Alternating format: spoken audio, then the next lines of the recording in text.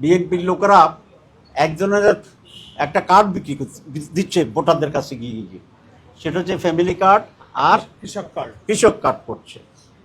তো আসলে তো এটা কোনো অথরিটির কিছু না, এটা একটা সুস্পষ্ট ধোঁকাবাজি। তো এখনই তারা নির্বাচনের আগেই ধোঁকাবাজি রাষ্ট্র নিচ্ছে মানুষকে বিভ্রান্ত করার জন্য। তো নির্বাচনে বিজয়ী হলে কি হবে এটা তো খুব স্পষ্ট। আজকে আমরা চিফ অ্যাডভাইজার সেটা বলেছি, এটা একটা অবৈধ।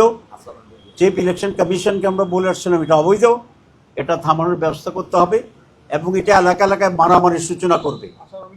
তো এবং আচরণবিধির লঙ্ঘন আমরা সেটা করছি। আচ্ছা, আমরা যে বিকাশ নম্বর বাড়ি বাড়ি যা করতেছি, ফখরুল ভাই কি আমাদের সাথে ছিল এটা দেখার জন্য? এগুলো একটা, যেহেতু আমরা ওনাদের ফ্যামিলি কার্ডের কথা বলছি, তো ওনাদের একটা কিছু বলতে হবে, তো বলো